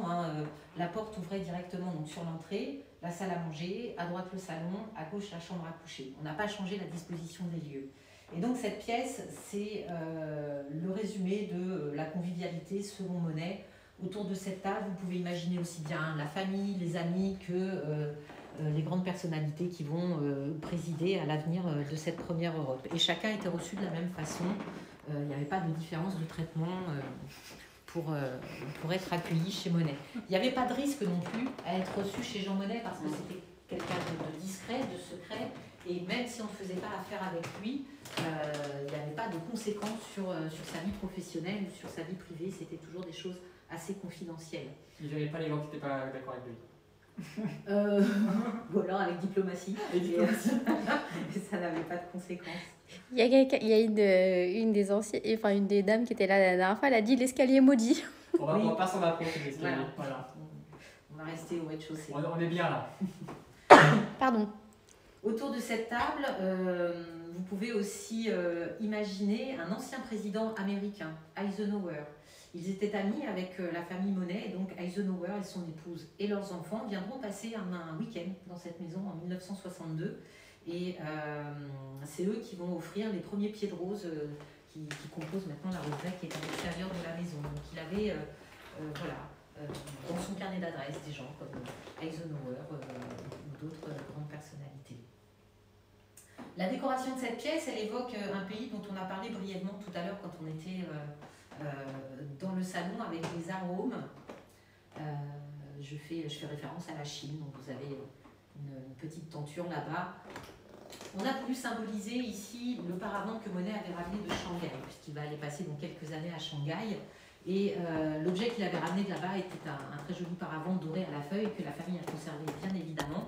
C'est pas Quand possible. on remeuble cette maison, en 88, on va trouver quelque chose qui évoque l'Asie, un petit peu japonisant, je vous l'accorde, mais on est dans l'évocation plus que dans la copie conforme. Donc pour revenir sur la carrière de Jean Monnet, on a vu qu'il commençait donc sa vie professionnelle en tant que négociant en cognac. Il part pour les États-Unis à 18 ans, il va travailler donc pendant 8 ans là-bas, il revient en France pour la Première Guerre mondiale. Quand il fait son service militaire, il est réformé parce qu'il a des problèmes au poumon. Lors de cette Première Guerre mondiale, il y a toujours donc cette mention comme quoi il est réformé et donc normalement il ne peut pas être incorporé. Ce qui lui pose souci à Monnet au départ de cette Première Guerre mondiale, c'est de savoir que l'Angleterre et la France, qui sont unies contre l'Allemagne, sont concurrentes sur les routes maritimes qui permettent d'approvisionner les champs de guerre. Et ça, pour Monnet, ça n'a pas de sens. Lui, ça fait 10 ans qu'il fait voyager ses caisses de cognac à travers le monde, il connaît très bien ces routes maritimes, il a les contacts, il maîtrise la langue, et tous ces circuits lui sont familiers. En discutant avec un ami qui est avocat à Bordeaux, il lui dit que si on pouvait mutualiser les moyens maritimes, anglais et français, eh bien on pourrait casser ce marché de concurrence et gagner du temps et de l'argent. Mais personne ne réfléchit comme ça à cette époque-là. Ces chaînes logistiques, elles sont gérées par les armées, les décisions sont prises par les différents gouvernements, il n'y a pas de mutualisation. Cet ami avocat a dans son cercle proche un homme qui s'appelle Viviani. Et Viviani, c'est le président du Conseil de guerre de cette Première Guerre mondiale. Donc il va prendre l'initiative, cet ami, de mettre en relation Jean Monnet et Viviani. Alors Viviani est très surpris de voir ce jeune homme de 26 ans un petit peu débarquer de nulle part. Hein. Je vous rappelle, il n'a pas son bac, donc il n'est pas militaire, il n'est pas fils d'armateur, ça lui donnerait une sorte de légitimité dans le monde maritime. Non, il n'a rien de tout ça. Mais cette idée de mettre en commun nos moyens maritimes, c'est tellement évident, pourquoi est-ce qu'on n'y a pas pensé plus tôt? Alors, Viviani va dire, ok, tentons-le. Mais c'est quand même la Première Guerre mondiale. Nous, les Français, on est un petit peu frileux quand même pour lancer de nouvelles idées, surtout en période de guerre. Donc la condition qu'on va mettre, c'est qu'il soit embauché par les Anglais. Comme ça, si ça ne se passe pas bien, ce ne sera pas de notre faute. Et c'est ce qui va se passer. Monnet va être financé par les Anglais, on va lui donner les moyens de créer ce pôle maritime franco-britannique et il va apporter un soutien logistique à ces deux armées, à ces deux gouvernements. C'est comme ça que son nom va commencer à circuler dans les différents gouvernements et dans les différents corps d'armée. Et donc son nom va commencer à être connu et lors de la Deuxième Guerre mondiale, on se souviendra de cette action logistique et donc on fera de nouveau appel à lui. Donc il gère cette affaire logistique jusqu'à la fin de la Première Guerre mondiale. Quand la guerre s'arrête, le comité est dissous. Excuse-moi, il y a quelqu'un, il a dit bouge Romain. Mais non, parce qu'en fait, il était caché par les bougies. Oui, pardon, excusez-moi, désolée. Non, je ne le séquestre pas encore dans la cave à cognac. Mais en tout cas, il y a Cybèle Pierre qui a dit c'est cool d'avoir eu un coup de... attends. En fait, à cœur de faire une maison où sont plusieurs cultures. Qui sont représentées en fait parce que Monnet a beaucoup voyagé. Oui. Donc on voit les représentants de toutes les cultures qu'il a rencontrées, qu'il a côtoyées, qui sont représentées dans cette maison. C'est ça, oui, il avait effectivement amené beaucoup de souvenirs, de choses de ses différents voyages. Et la Chine a été une période, même si elle n'a pas duré longtemps dans le temps, ça a duré 3 ans à peu près, ça a quand même marqué de différentes façons la décoration de sa maison. Il avait des malles, il avait des coffres aussi très jolis chinois. Donc, à la fin de la Première Guerre mondiale, Monnet retourne à ses affaires de cognac. Il fait un petit passage, je vous la fais bref quand même parce qu'il a fait tellement de choses, il fait un petit passage par la SDN, la Société des Nations. Il va faire partie des secrétaires qui vont créer cette première organisation, l'ancêtre de l'ONU. Il ne va pas y rester longtemps à la SDN parce que vous savez, il y a cette histoire de veto à la SDN. On peut dire non sans expliquer pourquoi on dit non. Et ça ne correspond pas bien à la façon dont travaille Jean Monnet. Mais bon, il va quand même mettre en place, participer à la mise en place de la SDN et donc il ira quelques années à Lausanne. Il revient donc à Cognac pour aider son père à moderniser les cognacs Monnet au début des années 20. Vous avez une publicité ici à côté de l'escalier maudit. C'est sympa, hein. Ça donne envie de prendre un verre. Il va se renommer comme ça maintenant. Voilà. Et donc voilà, le slogan des cognacs Monnet voit le jour au milieu des années 20, du soleil dans un verre. C'est toujours le slogan des cognacs Monnet aujourd'hui, même si aujourd'hui ça n'appartient plus à la famille. Monnet va réussir à dynamiser, à moderniser un petit peu la production de cognac grâce à tout ce qu'il a vu aux États-Unis et à son propre esprit d'entreprise. Il va réussir à relancer la firme familiale. Pendant toute la durée des années 20 aussi, Monnet va être un contact ici en France et en Europe pour un consortium de banquiers. Donc il devient un financier international. Il a noué des amitiés là-bas avec un homme qui s'appelle Mr. Blair, qui avait créé donc la Blair & Co. Et donc lorsqu'ils ont besoin d'un de leurs représentants sur le territoire européen, ils font appel à Monnet. Ils vont faire beaucoup d'affaires ensemble et ça va super bien marcher. Ça va rapporter énormément d'argent, tellement d'argent que fin des années 20, ils ont la capacité financière de créer leur propre banque. Donc, Monnet va retourner aux États-Unis à la fin des années 20 pour créer cette banque qui s'appellera la Banque America, pas Bank of America, quand même, restons modestes. La Banque America, et Monnet donc présidera la succursale de Washington. Il se lance dans cette aventure en 1929. Aïe, aïe, aïe. Il y a 2 questions. Il y a Cybèle Pierre qui demande si Blair c'est de la famille de Tony Blair. J'allais poser la question. Je pense pas.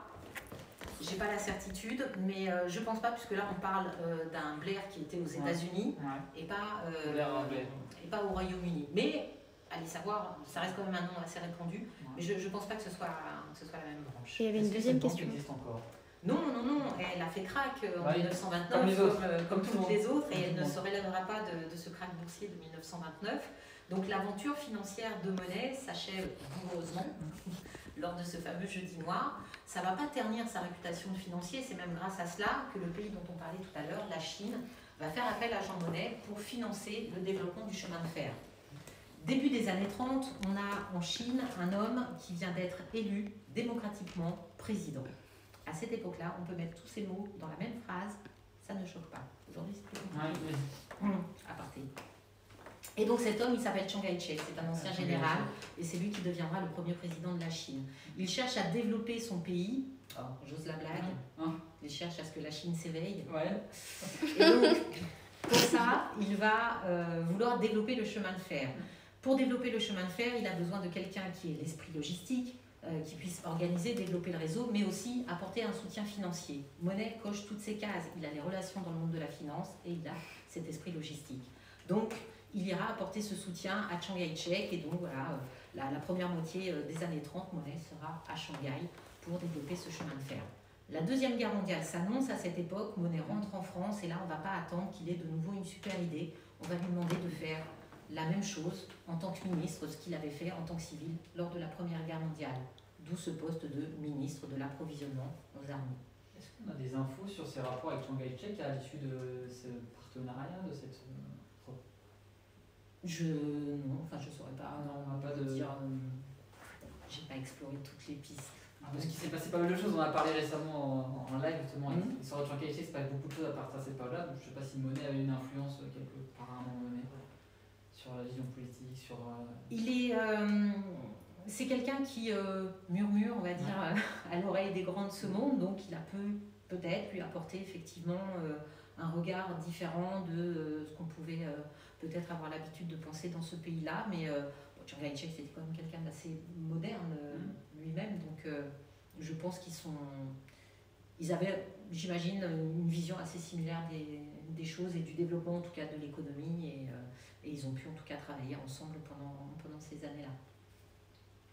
Donc pour la Deuxième Guerre mondiale, Monet accepte cette charge. C'est la première et la seule fois où il sera lié à un gouvernement officiellement, donc ministre de l'approvisionnement aux armées. Comme on a vu tout à l'heure avec la balance sheet, il va aller négocier des moteurs d'avion puis des armes avec les États-Unis, et puis il coordonnera tout cet effort logistique de Washington, d'Alger et parfois aussi de la France lorsque c'était pas trop dangereux pour lui de passer en zone occupée. Et puis quand la guerre s'arrête, Monet démissionne de cette fonction parce que ça ne l'intéresse pas de rester lié à un gouvernement.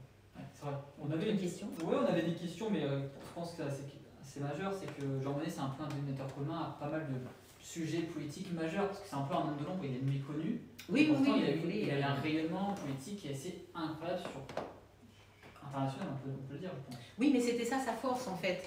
En étant ni de droite ou de gauche, comme on aime à ranger les choses dans des cases, Monet, lui, c'était quelqu'un qui voulait justement une sorte de consensus global et qui ne voulait pas se priver d'un appui ou d'un autre ou d'une idée parce qu'elle était défendue par une personne qui n'aurait pas eu la même sensibilité politique. D'ailleurs, dans ses mémoires, on n'arrive pas vraiment à savoir s'il est d'un bord ou d'un autre. Il s'est toujours gardé au cours de sa vie de choisir un parti politique ou un courant de pensée. C'est quelqu'un qui voulait pouvoir être libre et aller chercher la bonne idée là où elle était. Alors parfois, on dira de lui que c'était justement quelqu'un d'un peu trop ambivalent, peut-être agent double, voilà, parce qu'on ne savait pas effectivement dans quelle case le ranger, mais c'était une sorte de diplomate ou de conciliateur, et ce qu'il voulait, lui, c'était créer la cohésion plutôt que des divisions et rallier les gens à une idée commune et pas spécialement à un courant de pensée ou à une doctrine politique. Il va vraiment être au-dessus de tout ça et toujours être très autonome. C'est comme ses opinions religieuses, elles ne sont pas clairement exprimées. Il avait à la fois des liens dans le monde catholique, à la fois des liens dans le monde protestant. Donc ça se dessine pas clairement, mais ça fait partie un petit peu du mystère qui reste autour de Jean Monnet. Et il faut bien regarder un petit peu, sinon c'est pas drôle. Mais quand on approfondit ses mémoires, si vous avez le temps de les lire, vous trouverez peut-être, vous, des indices qui vous parleront et pourrez vous faire comme ça votre propre opinion. Donc une fois que la guerre s'arrête et que Monnet démissionne de cette fonction, la France va quand même lui demander une dernière mission, quelque chose pour aider le pays à se reconstruire. Et Sylvia, donc, qui est peintre, toujours à cette époque, et qui fait de nombreux tableaux, elle va faire un tableau humoristique, cette fois pour imager la fonction que Monnet occupait après la Seconde Guerre mondiale. Ce tableau, il est dans la chambre à coucher. Alors je vous emmène jusque là-bas pour aller voir le tableau. Attention. Ne tombez pas. On n'est pas. Attention, il y a une petite marche. Alors quand on passe la porte de la chambre, elle est petite. Nous, ça va.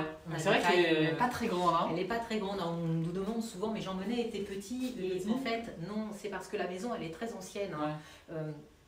Elle a à peu près 200 ans. Et donc, il faut garder en tête qu'il y a plus de 200 ans, on mesurait facilement 15 à 20 cm de moins qu'aujourd'hui. Donc oui, les portes étaient petites à l'époque. Ouais, donc on est ici dans la chambre de Jean Monnet. Ce qui lui avait plu dans cette maison, c'est que la chambre s'ouvrait sur les vallées verdoyantes de l'Île-de-France. C'est comme ça qu'il le décrit dans ses mémoires. Le tableau dont je vous parle, il est là, au-dessus du lit.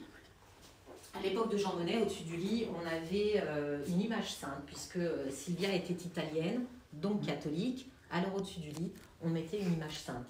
Vous l'avez en photo ici avec sa plus jeune fille, Marianne, toujours un cigare à la main, pour Jean Monnet, hein, pas pour Marianne. Déjà, il fume à côté d'une enfant, mon Dieu. Ah les valeurs que ça renvoie. Exactement.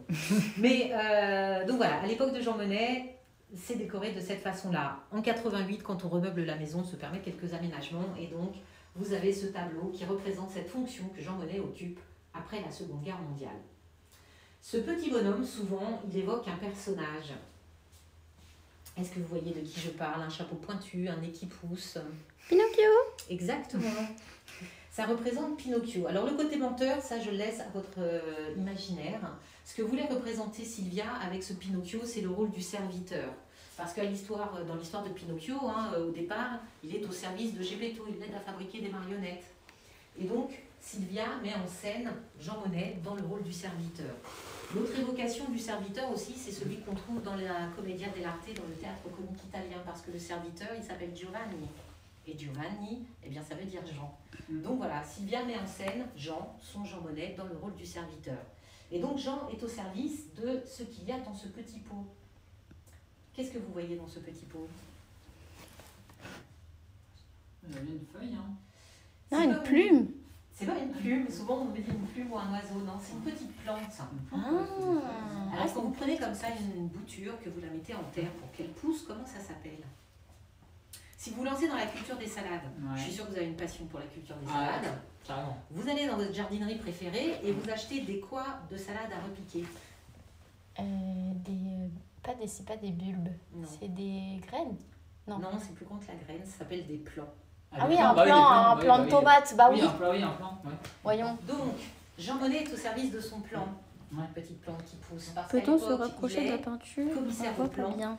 de redressement de la France. Donc voilà, petit jeu de mots entre un plan et le plan que l'on élabore. Le plan économique et le plan...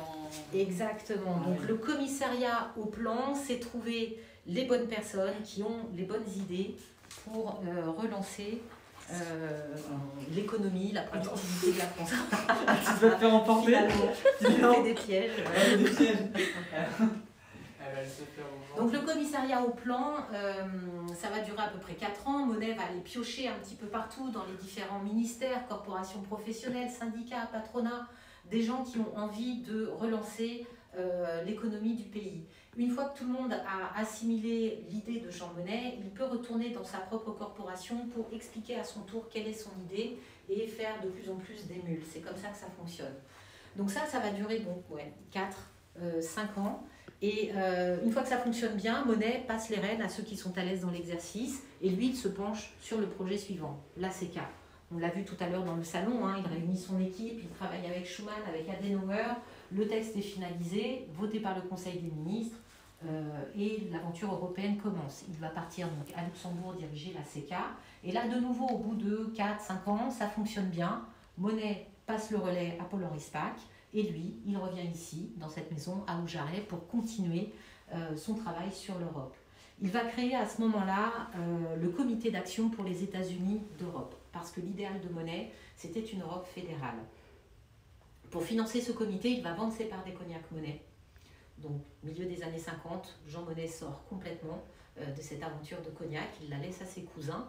Et avec cet argent, il va pouvoir être autonome. Il ne dépend pas d'un mécène, il ne dépend pas d'un courant politique ou quoi que ce soit. Il le finance avec son propre argent. Donc il peut embaucher qui il veut, négocier avec qui il veut. On ne peut pas lui reprocher quoi que ce soit. Avec ce comité, donc, il va participer à la rédaction de plusieurs traités européens. Il va mettre en place Euratom, par exemple. Et il va faire du lobbying pour l'Europe fédérale. C'était ça l'idéal de Monet.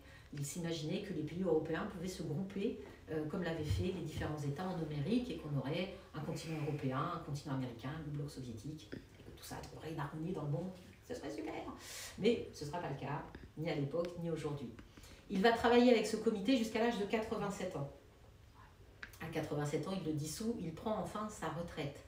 Ses amis, sa famille vont le pousser à rédiger ses mémoires. Vous avez vu qu'il a eu une vie absolument incroyable, très riche, beaucoup de métiers. Et comme il a toujours été missionné ou embauché pour des tâches très précises, il n'a pas cotisé à un système de retraite. Alors il a ses 4 années de ministre, bien sûr, mais ça ne suffit pas à financer son train de vie. Alors on pense que la parution des mémoires de Monet, ça aidera à financer sa retraite. C'est ce qu'on a dans la vitrine qui est juste là, les mémoires de Jean Monnet. Malheureusement, ça va être un flop. Ça va pas se vendre du tout.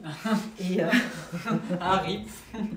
alors, attention, hop, regarde. Pour ouvrir. Ah, On peut ouvrir pour avoir un petit peu moins de reflets. Oh. Non. Alors, la caméra dit non, je n'aime pas. Bon, tant pis.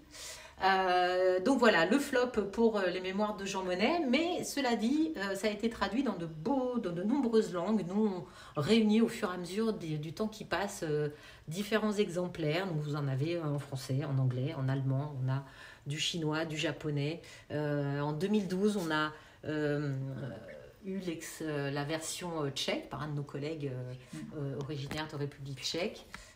Parfois pendant des voyages aussi, une de nos anciennes conférencières avait trouvé l'édition grecque dans un vide-grenier en Grèce pendant ses vacances. Alors elle a ramené cette édition-là. Parfois ce sont des ambassadeurs ici, comme l'édition finnoise, qui viennent en visite à la maison Jean Monnet, donc qui nous dédicacent l'édition de leur pays. Donc voilà, c'est comme ça qu'elle se compose, cette bibliothèque. C'est quelque chose de vivant qui grandit. Est-ce qu'il y a eu un biopic sur sa vie? Ah, à quand? C'est une bonne question. C'est quelque chose dont on a souvent entendu parler, mais... C'est jamais arrivé.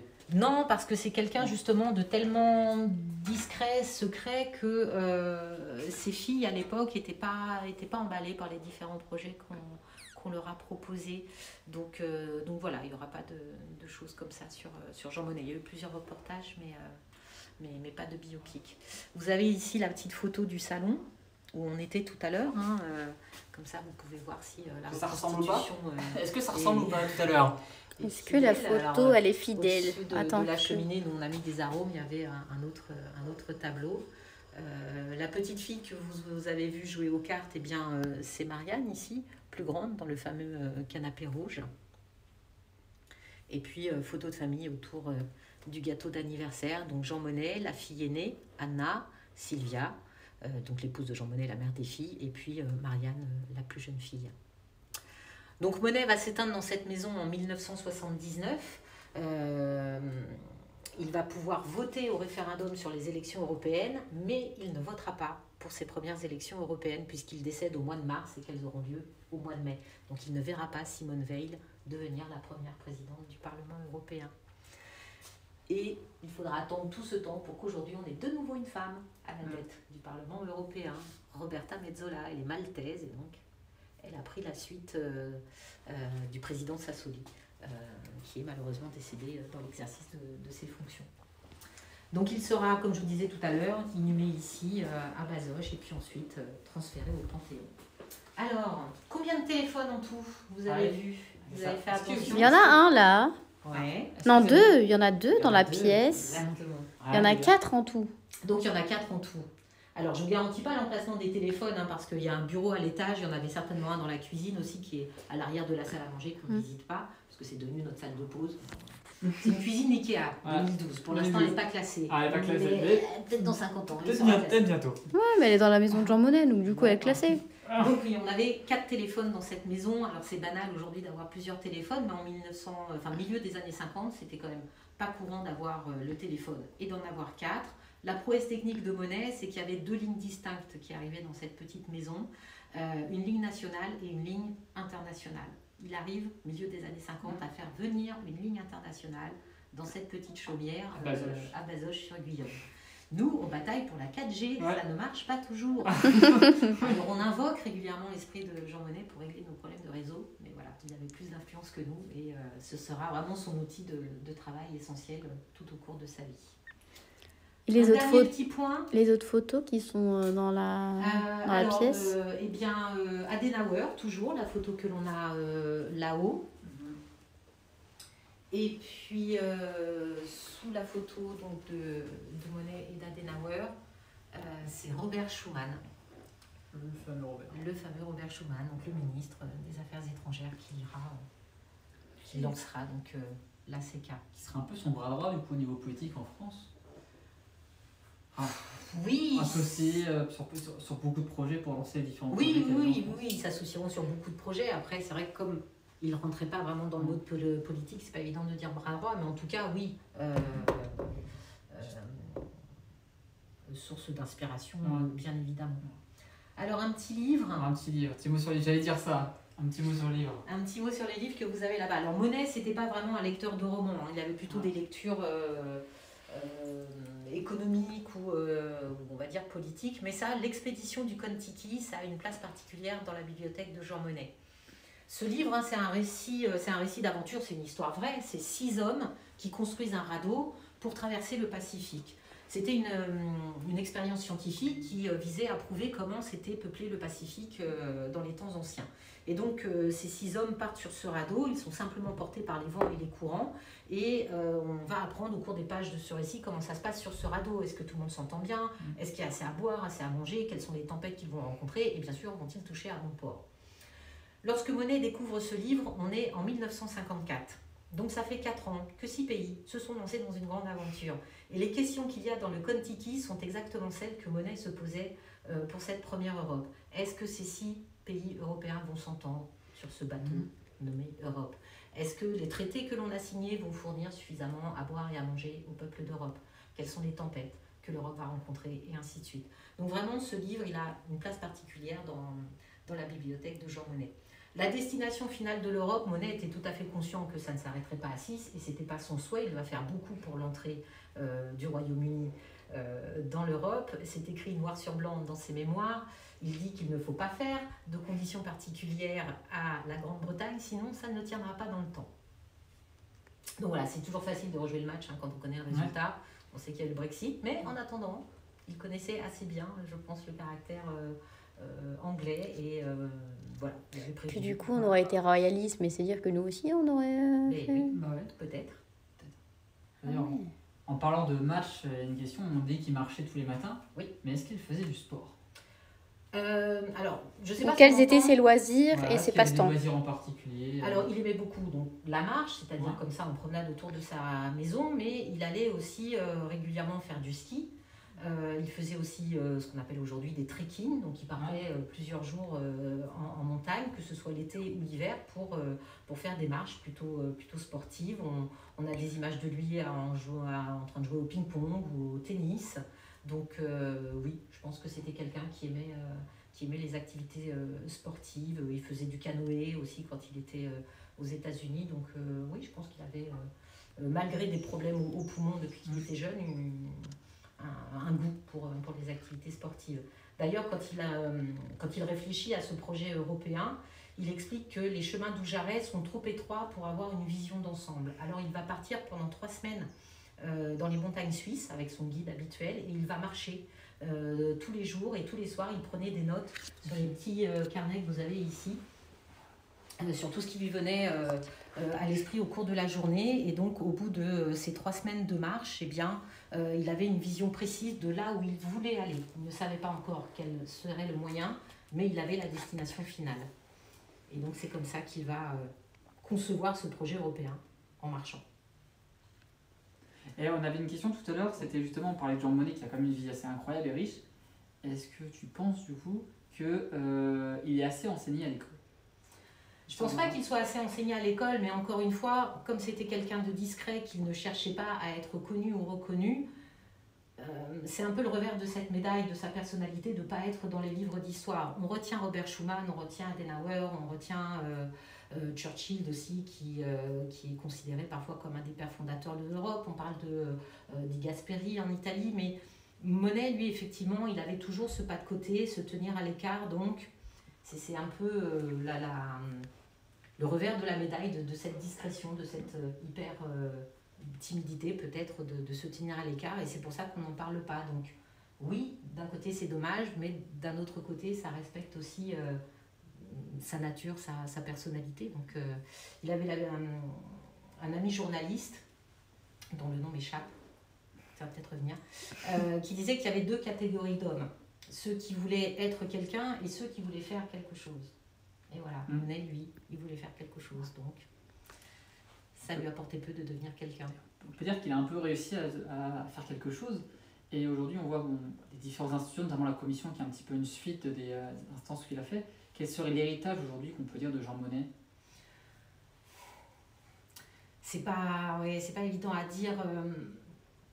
Moi, j'ai tendance à penser que tant que nous sommes en paix, même si les conflits se rapprochent des frontières de l'Europe, l'héritage de Monnet est intact, parce que c'est ça qu'il voulait, un continent, une Europe en paix. Donc grâce à cela, on a pu éviter beaucoup de guerres et on a appris à vivre les uns avec les autres et sans perdre qui on est. Parfois, on a peur en mutualisant ou en globalisant les choses de perdre un peu notre identité, mais moi je pense que ça... on sait d'où on vient et donc il n'y a pas de limite à ce que l'on peut étendre. Donc je sais pas, le projet Monnet, ça reste vivant via Erasmus aussi, via des projets comme ça où on peut voyager librement, aller étudier à l'étranger, apprendre des langues et rencontrer des cultures différentes. Donc à ce niveau-là, je pense que la pensée de Monnet existe toujours. Après, sur une analyse plus politique, c'est un peu moins dans mes cordes et donc ça, je ne saurais pas vraiment vous dire comment adapter au monde d'aujourd'hui la vision de Monnet. Mais il y a des bonnes idées qui perdurent. On a remis en place le commissariat au plan, par exemple. On dit que c'est un beau message d'espoir du coup que tu apportes du coup aux gens. Et moi, je partage aussi cette vision. Oui, il faut rester optimiste. Une de ces maximes, qui est à l'étage, mais on ne va pas y aller, il n'y a plus de lumière, dit que sans les hommes, rien n'est possible, mais sans les institutions, rien n'est durable. Et que donc, c'est à chacun, toujours, de trouver l'équilibre, le bon niveau entre l'institutionnel et l'humain. Et c'est ça qu'il faut chercher, l'équilibre.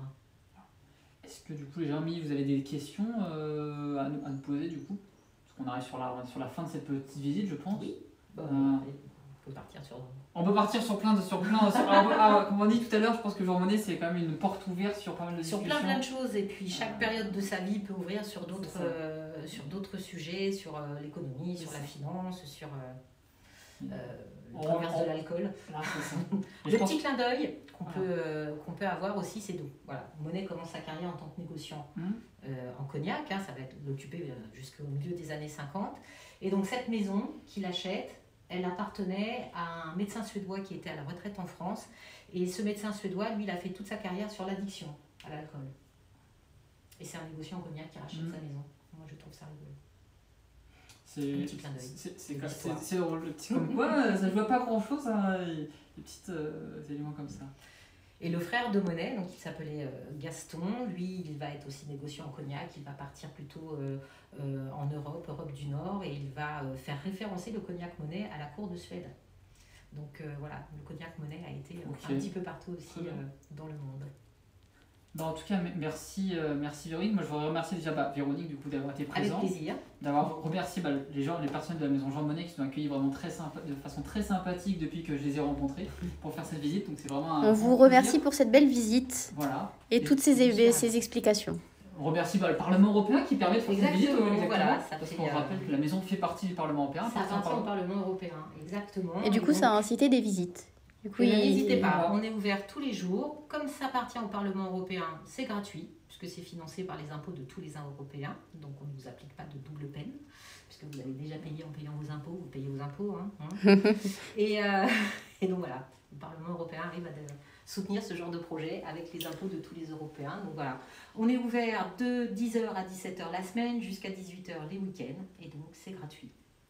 Le prochain événement ici, c'est le 5 août. On aura un petit concert cigane dans le parc, en espérant qu'il fasse beau. Sinon, on s'investira dans l'orangerie. Parce qu'il n'y a pas, on fait des choses aussi avec les jardins européens. Exactement, on a un joli parlement européen des plantes qui a été développé par l'association Paradisos, qui est un partenaire depuis bien longtemps maintenant. Et puis voilà, le parc est aménagé avec des petites bornes sur l'histoire de Jean Monnet, avec un escape game aussi, enfin un explore game où vous pouvez circuler dans le parc, dans la maison pour répondre à des énigmes et savoir quelle est l'équipe secrète de l'Europe. Ça c'est pareil, c'est une aventure gratuite sur une plateforme qui s'appelle Questio. Et ils ont plein d'aventures un petit peu partout. Et en tout cas, moi je vous remercie. Si vous avez apprécié cela, n'hésitez pas à follow. Ça fait très plaisir et ça aide du coup à développer la chaîne et puis à faire des lives comme ça.